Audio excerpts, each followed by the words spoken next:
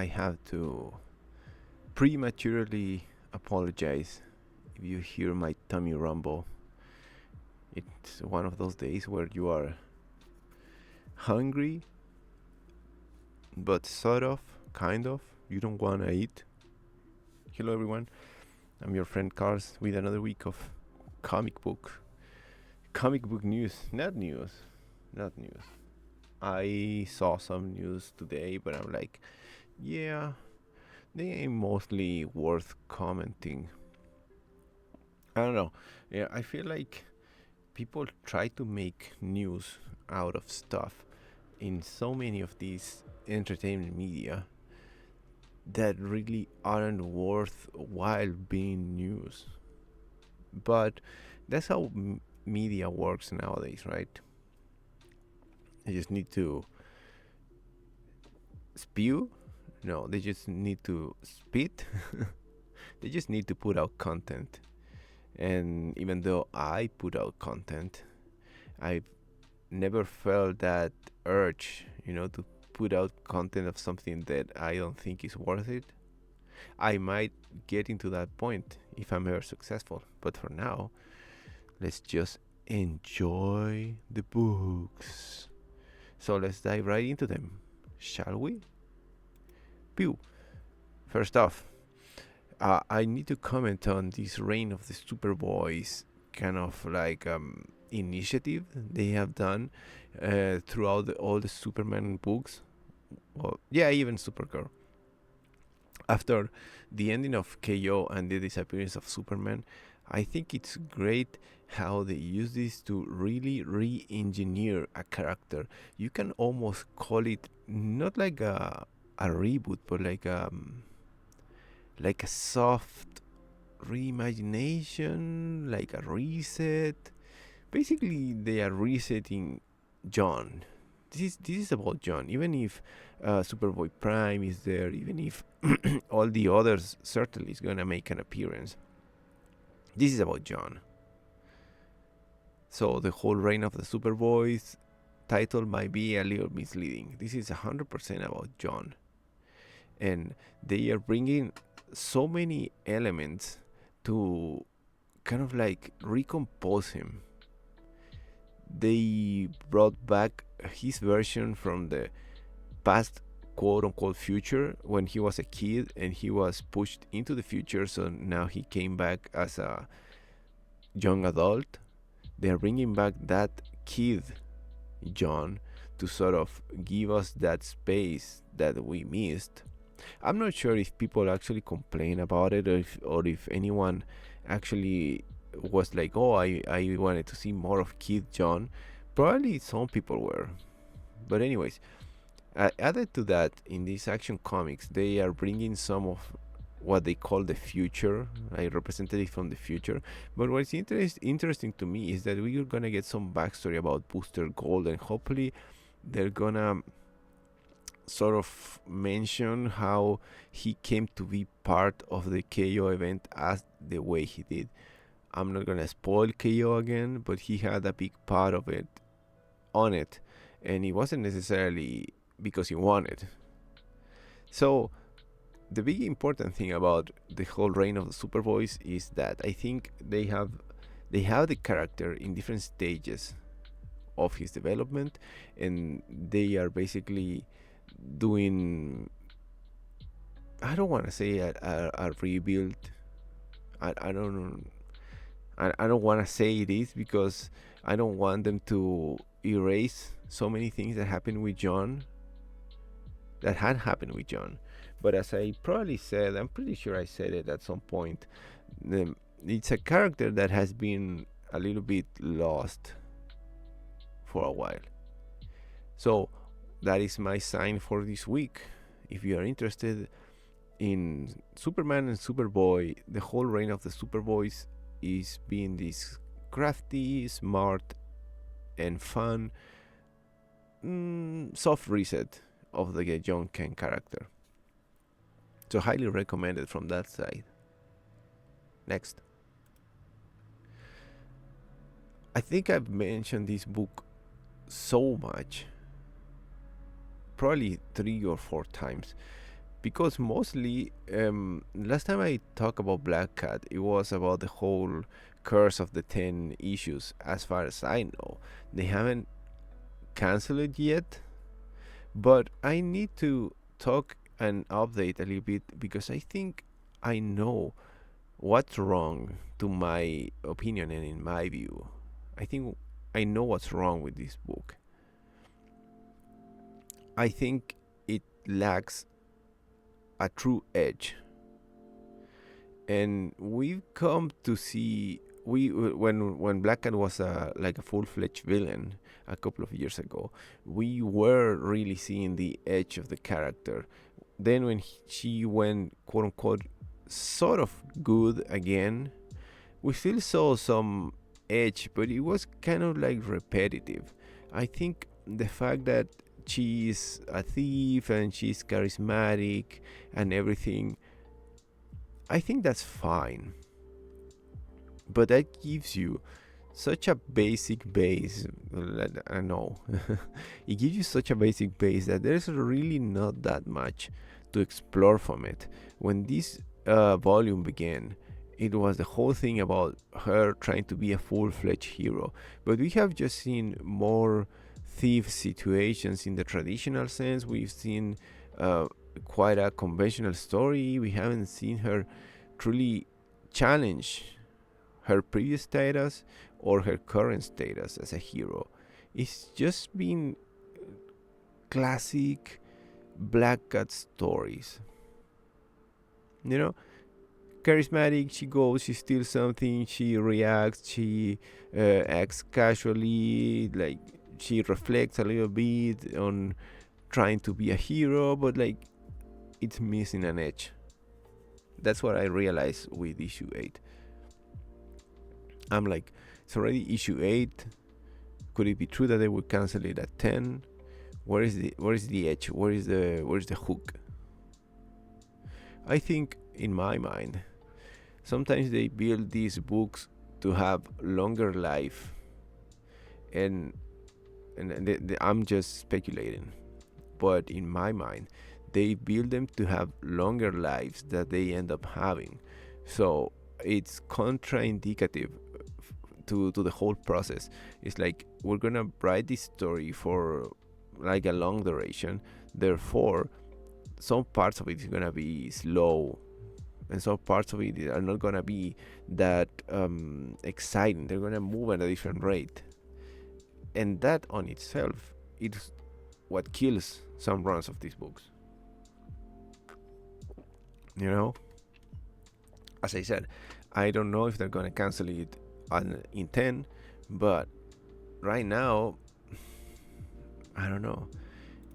Probably this is someone's favorite book. I don't know. It's like I don't know. I don't know. It's fun, but it's not. It's not really exciting. It's not really moving. Like it just lacks an edge, and it's sad because this is probably gonna get cancelled. Next. I'm not a fan of Firestorm. I've always thought he looks funny. He's like a weird character. He was okay in the Arrowverse, but mostly they always show him as this kind of like dramatic hero, like Hamlet type with the skull on his hand. And I think Jeff Lemire, who is doing he's writing this new Fury of the Firestorm book, is the perfect person to do that. It's gonna be another sort of introductory book, and I feel like Firestorm is one of those characters that have been introduced like a million times because it's never been that popular, and many of these characters, they rely on having this mysticism of them being extremely powerful. you know, like they introduced this character in his only like selling point is that he's so powerful, like the fucking Sentry. You know, I talked about it last week. I actually read Sentry #1, and it's like, yeah, it's exactly what I thought it was going to be. That play with the void and like no surprise whatsoever. But anyways, all I know about Firestorm is like sometimes he appears and he's like, oh, he's like a supernova. He can destroy the world, blah blah blah blah. But immediately after whatever appearance he's in ends, you forget about him.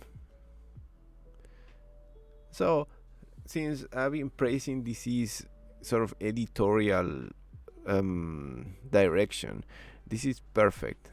You call the initiative, you call the all in, you call the next level, and you introduce the character with a solo book with a great famous writer that is really kind of like hot right now on DC itself. So it's like a perfect introduction. And of course, I'm gonna give it a shot. Not necessarily because of Firestorm, but because of Jeff Lemire. That's how those dynamics work, right? They got you with just one thing. So it's interesting enough. Let's see if this run of Firestorm has something more interesting to say. Though, even though this might be a great book and everything, Firestorm is still gonna be like a B or C tier hero for DC. Right? There's no two ways about it. Next.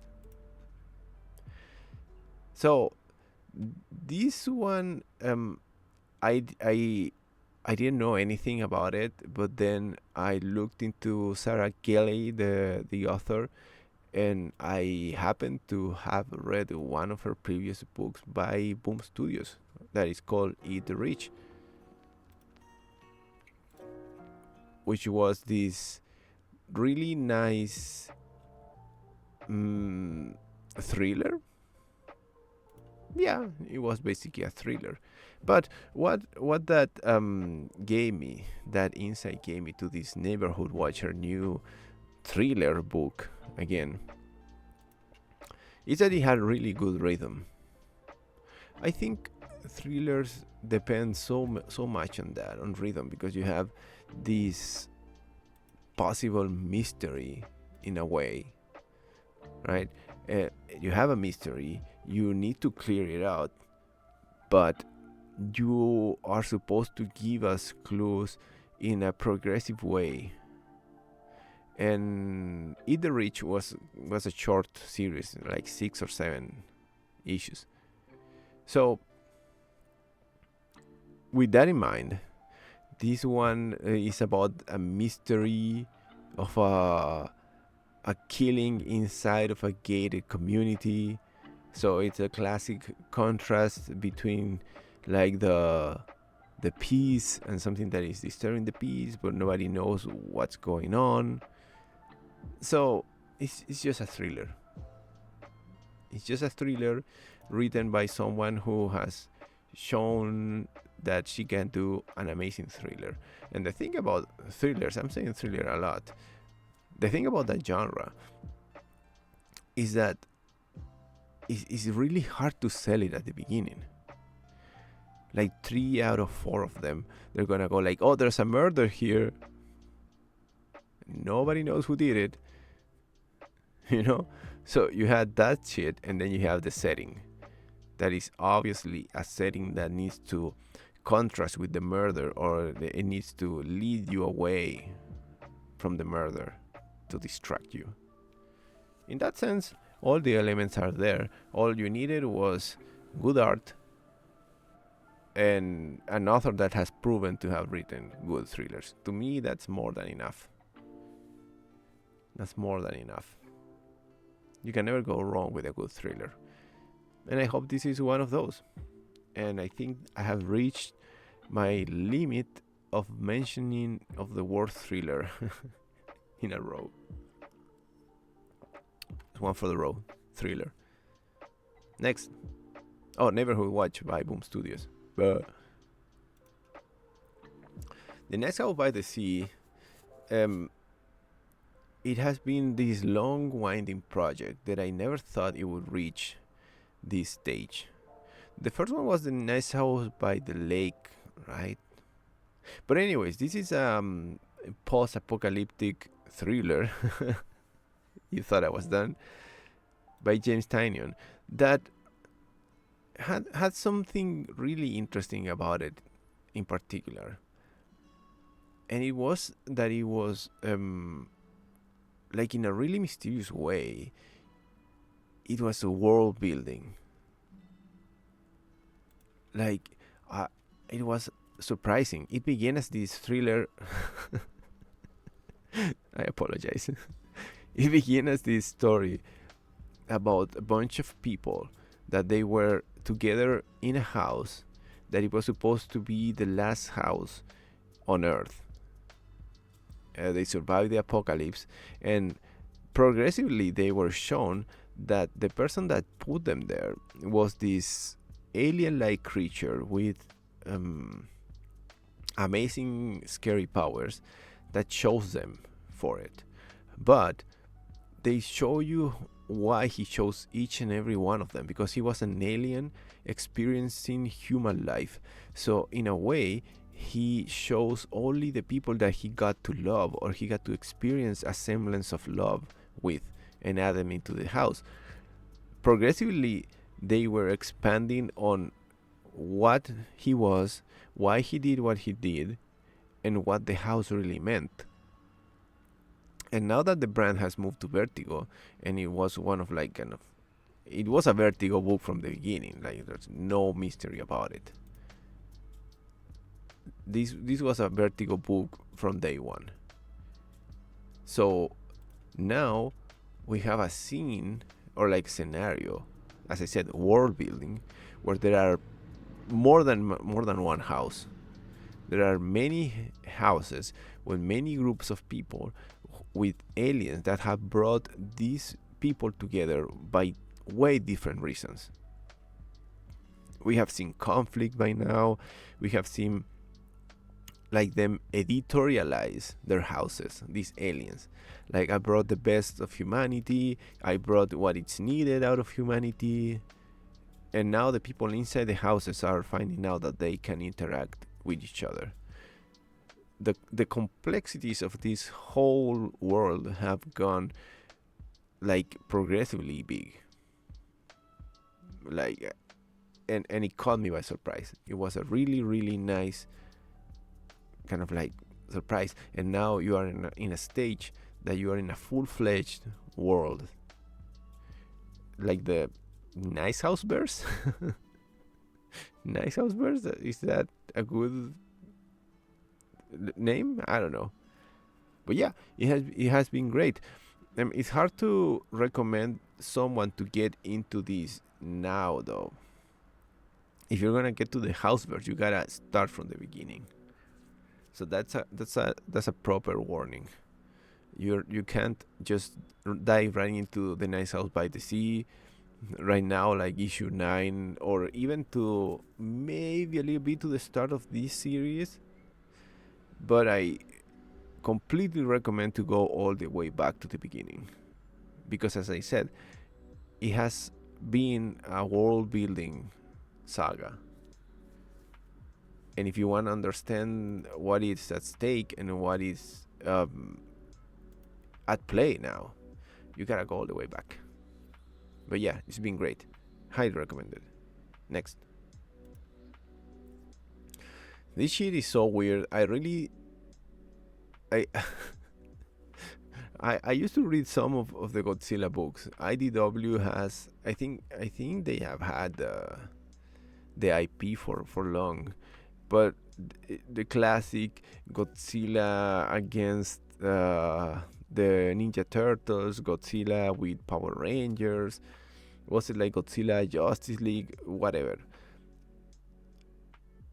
The Western world sort of just has fun with the IP of Godzilla. It's a funny, messed up phenomena. Like, if you look at it like that, in Japan, Godzilla is always gonna be Godzilla. I haven't seen the latest weird name Godzilla movies, like Godzilla against C zero minus root square, and they have like those weird ass numbers. But in the West, Godzilla is just so weird. Weird enough that we have a book called Romeo, Juliet, and Godzilla. Apparently, um, they are gonna do like a series of these weird books of Godzilla crossing over with classic romance stories. I don't know, man. I don't know. As I said, I haven't read a Godzilla comic book in a while, but just the title of this one is just so absurd. Romeo and Juliet and Godzilla. It's almost one of those. Sounds like those weird ass Archie comic crossovers. You know, like Archie versus Predator, which was actually quite fun. It's just good old dumb fun.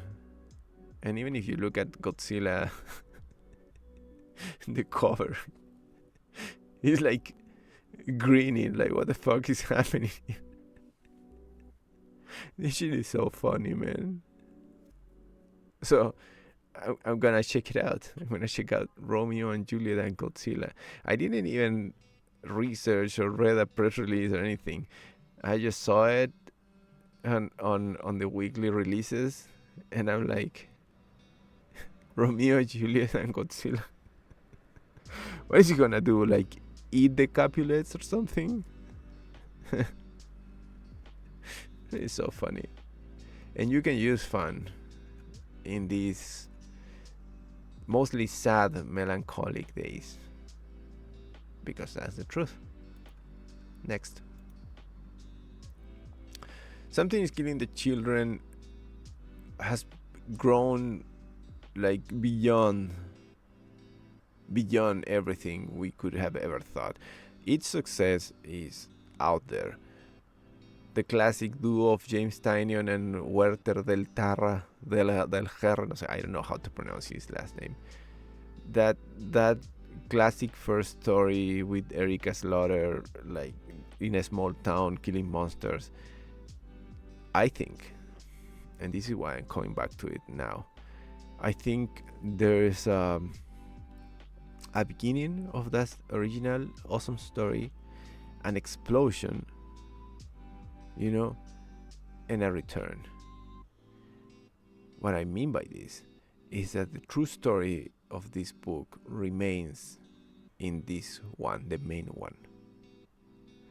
They have dragged a lot the story of they have been doing a story about Erika's origins with her trainer and everything, like basically a big old flashback, a big old origin story, which has been okay. But if you cut it down like that, there has been only two big, great, self-contained Something's Killing the Children stories. The first one and this one. And it feels strange because I do love the universe, but the expansion has been faster than I anticipated. Even at somehow faster than I've cared for and faster than I've had the attention span to give it. The world of Something's Killing the Children grew faster than I could have put any attention on it. So, this is my way of bringing it back to the origin, bringing it back to this one. And I would even go as far as beginning to recommend Something's Killing the Children by just reading the main one. And surprisingly enough, in the main book, they, even though they mention a lot of the rest of the world building that we saw in House of Slaughter and all of the many spin-offs that they have released in a short period of time, you don't need to know them. And that is the thing that I want to recommend today. This is a great book. It still remains one of the greats of the past like 5 years. It remains awesome. It remains fun. But if you've never read it, just stick to the main one. Stick to the main one and go to the rest after the show comes out, right? Like there's gonna be a show if I'm not mistaken. It's gonna be a show already. Like I don't know, they're probably gonna do more spin-offs. Like it's way too fast. It's way too fast for a saga that began with that really that basic appeal of a really messed up hero in a small town killing monsters. That was the beginning of this. Sorry. That was the beginning for something that began like that and exploded into a full-blown world in such a short time. It's really nice to go back to the basics. So I'm here to recommend Something's Killing the Children, the main book. Go to the main book. Go read it. Like from if you haven't from 1 to 46, go read it, but just stick to it. Stick to it. And perhaps you'll be interested in what comes after the explosion, like a supernova, Big Bang. Next. I haven't mentioned my dear old Spawn in a while, and I don't have that much exciting things to say about it, but the short press release was Spawn now faces the United States government. And for some reason I thought that she was so funny. Now Spawn versus the United States government. That gave me like a shock of like a mutant flashback to all the story of Spawn and all the shit he's done. I thought the last time I complained about Spawn was precisely about that. It was a long-living comic that had the idea of being this just one cohesive story, but not taking into account the fact that how can you say, like, other heroes do story arcs. They end up, they begin, right? Their universes begin and they grow. They have so many other characters, so you don't really notice the changes in it. You go with the flow of each story. Oh, this is a new story, let's go for it. But Spawn, for some reason, to me, doesn't have that vibe. So somehow you go like, oh, he's gonna do this new shit, like he got wings or something, and you immediately go like, wasn't he a god? Wasn't the war between heaven and hell already ended? My theory is that Spawn's world building came a little bit too late. So it still felt like this small limited corner or limited world that somehow kept giving you stories that pretended to be bigger than they could ever be. Because this is not the first comic book character that has been a god, then being stripped from those powers and being different. Like, this is not the first time that happens. But for some reason, Spawn being this small contained world. Well, now they have done the. This is like, it's been like 2 or 3 years since they began the whole Spawn universe experience or experiment. But it really hasn't changed the fact that Al Simmons, the main Spawn, still feels like a character stuck in time. To me, that is the biggest issue. It feels like a character that has no purpose. After everything ended up with Wanda, and was it Wanda? Al Simmons' wife, I think was the name. After he conquered heaven and earth, it feels like he's just going through the motions. So, I'm not gonna rant again about Spawn, but he's going against the United States government. What are they gonna do, man? Like, he's like a interdimensional demon, vampire, whatever, necroplasm wearing. Like, what are they gonna do, man? They're gonna, like, throw ice at him? A bunch of fat jobbers with guns? We'll see, man. At least it's good for a good. It's all good for a good laugh. Spawn, issue 374. Next. This is undoubtedly for me the book of the week. Transformers by Robert Kirkman has been amazing. This new story arc, it began kind of like slow. I was a little bit cautious because the previous story arc didn't end up in such a big bang as I would like it. Like it has such amazing, intense moments as only Warrant.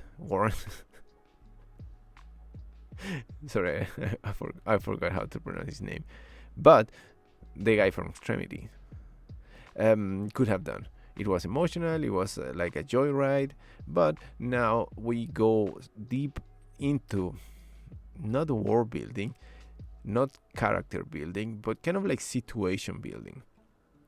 What Robert Kirkman did was change a little bit of the status quo of the characters and dive right into the leaders. We had a big change with Optimus. I'm not gonna spoil it. We had a big change on Optimus and the Autobot sort of purpose on Earth.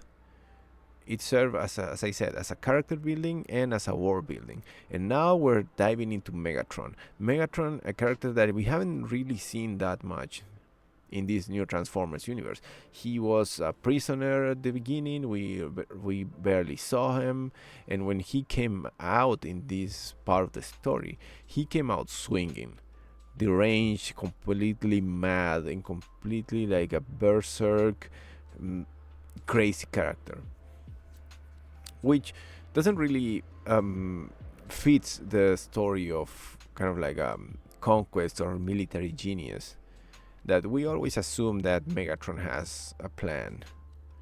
We have seen more nuanced versions of him and his kind of like idea of Cybertron. But now the Transformer comics have reached quite a complicated point where the dynamic between Cybertron and Earth is not really that clear. The war between the factions, the Autobots and the Decepticons, is not that clear either. But they have been pushing the conflict back to the leaders and to kind of like the ideas behind it. So we're finally getting an update on this universe, this Transformers universe, Megatron, in this issue number 31. I'm really excited to check it out, to see what's Megatron mind state now. When he was reintroduced, he was clearly deranged, crazy, like as I said, like a berserk character, which is awesome, by the way. It gives for a lot of extreme situations, like really exciting fighting, and like a tense situation overall. And it's a tense situation not only for Transformers but for all of the Energon universe books. I think Megatron is gonna be key in laying out the story towards the future, and this is the point where we get it. This is when we begin to see the real antagonist. In a way, before Megatron came back, which hasn't been that long, this book didn't really have a clear antagonist. We just assume it was again the faction war between Autobots and Decepticons, which is fine. But we need the cult of personality that is Megatron. And this is what we're getting now with issue 31. Megatron is coming back, and he's coming back to a whole different Optimus and a whole different Autobot faction. So it's gonna be fun. It's gonna be fun. Transformers, Robert Kirkman, number 31, Image Comics. That cover by Nakayama, which is pretty cool. And Megatron did transform into a gun, so all the annoying crybabies which I might be part of sometimes. You can rest assured, he did turn into a gun. Whoa, is that Optimus Prime? Man, no, it's just an annoying car. Next. My Dear Uncanny X-Men, my favorite X-Men book, the one that I will never get tired of recommending, in a way. So, if you already love a book and they tell you, like, this is life, I know I criticize this press release sort of language before, and of course it's criticizable. Like, you know, you publicize and use words like world changing, it's never gonna be the same, it's something you never seen, of course. But look at that cover. It's clearly an ex person, and it's supposed to be like a big reveal, someone that has been somehow manipulating all the story arcs that we have seen, though the biggest story arc had something to do with Louisiana and a mutant being kind of like part of a southern US culture. You know, it it was fun, entertaining, and all of the new characters had a play to part in it, and they all experienced something new out of it. The the reflection between the old cast and the new cast has been probably one of the best things about this book, and none of them have taken over that much of the attention, even considering that Jubilee was there when monsters were there, and Wolverine is fucking Wolverine, and Ro has been the headmistress, but and she has that newly no new quote unquote, but like her relationship with Ro. None of them have taken over the new characters, so we are deep in it, and that is just masterful editorial. You are deep in it. You already know the characters. They shows a compact group. They have played them out great. Among them, they had a couple of good setup stories that were related to the place they're living in, the kind of like a new reality, like a new mutant reality, but it was grounded in history. So, like, the setup was great. And as I said, there's nothing better than being deep into a comic book. So when they throw at you the classic line of everything's gonna change or it's gonna be a surprise, it means something to you. In a way, it's kind of like being immersed in a book. You know, if you're not that immersed, and they tell you like this is a big reveal or like a big change, it doesn't hit you that hard, and you see that phrase for what it is, kind of like a publicity thing, kind of like I don't want to say manipulating, but a publicity thing, something that is basically there to caught your eye. But if you're already deep in it, and you have fall in love with these characters in like 20 so issues of a book and a couple of crossovers, it means something, and it means getting really excited. So Uncanny X-Men 26, new story arc with big repercussions. The best X-Men comic book continues. Next. So there's nothing much to say about a mystery, right? There's a new symbiote. He's wearing Spider-Man colors, which Mary Jane as Venom did for a little bit when Peter was out on outer space. As far as I know, I couldn't really tell how like out there is this, like how, because we are in the middle of the what is called spiral. We're currently in the middle of the quote unquote event for Venom and Spider-Man. So I don't know how does this new Venom or this new symbiote really fits in it. And I don't know. I think symbiote books have reduce themselves into this basic thing of, here's a new one, who is it? you know for some reason it still works, and you can see the manipulation in a way in this by having this new symbiote using Spider-Man colors. And of course the press release is gonna go like, oh, this is someone that everybody knows. It's gonna be fucking Rick Jones again or someone like that. Or when they were doing the new Venom book and they played on who it was for so long. That is an example of what I'm saying. You make a new symbiote character, and as long as it's a good mystery of who is behind the symbiote, I'm not gonna say good enough, but I'm gonna say it's enough. It's enough to make you interested in it. And that's the case with this Web of Venom. I wanna know who it is. Excuse me. Am I having winter allergies? Who knows? But anyways, yeah.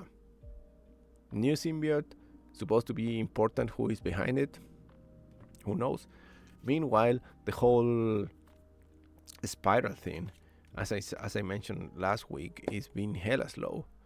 It's been mildly entertaining, especially because we want to know what happens, especially with Eddie Brock and Mary Jane.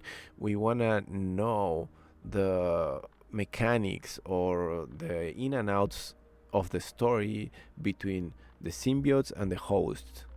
We know we are in a situation where it's going to change, and we know these characters are important. So that keeps us there. But the case itself, the villain itself, and the rhythm of the book itself hasn't been my favorite. A little bit slow, a little bit obvious, but it's all about the mystery. The same thing here with Venom. Who is this guy? 99% is Rick Jones again. Who knows? But we'll see, and we'll see how important it is for the rest of the symbiote thing. And last but not least, this shit is so weird. At the end of the Thundercats, which I've been sort of browsing, it has been a little bit confusing, and the direction hasn't been my favorite. I think the Thundercats books have been all over, between world building, between contained stories, between the drama, between time travel. They have tried to do so much in such a short time, introducing new characters. But anyways, by the end of the last issue that I read, Pantro was releasing a satellite in space, and boom, there it is, the headquarters of the Silverhawks. What the fuck? That's my reaction. Like, I don't know, two franchises that were toy sellers, and I found it to be entertaining, mildly entertaining when I was a kid. The Silverhawks toys were definitely cooler than the Thundercats, but the world building in the Thundercats book has been decent and mildly entertaining. As I said, it has been a little bit too much and a little bit confusing, kind of like forcing you to read all of the other books, which I haven't been doing because I don't really like the Thundercats that much. But if you base only on the main Thundercat book, has been crazy. Too much, to the point of being mildly confusing. So if you want to add more confusing shit, lo and behold, apparently they share an universe with the Silverhawks. Oh, I guess. I was saying how when you write stuff like it's gonna change the world, or like this is something new, like never before seen, or like when you do that sort of thing on press releases, how manipulative it is. Well, here's another thing that is highly manipulative and something that you can see plenty of times, all the time. A crossover, a random crossover. The best thing is about it is that I didn't expect it. As I said, I totally didn't. It was a surprise, and how much of a nice surprise, I don't know. How really interested am I in this story beyond just the curiosity of it? Uh, Not much really. Why am I recommending it? Curiosity. That's it. I'm not expecting that much out of it. I'm just gonna check it out and see how it goes. But yeah, who knew, right? Who knew we'd have a Thundercats Silverhawk crossover on 2026? But out of all the things that could happen in 2026, including World War III and other not so fun things, we have plenty of things to be sad about, so might as well take these new things with a sprinkle of joy, maybe cautious curiosity, maybe. I don't know, man. The world is too fucked and too sad to make a sad deal out of whatever thing this is. And that has been another week of comic books. Nothing, as I said. It's been sad and melancholic in the world, so let's do some escapism together. You are all welcome to join. And if this is not your escapism, I really recommend that you find yours. Because shit ain't getting better soon. So I raise my glass of tea to escapism. Thank you for listening. See you all next week.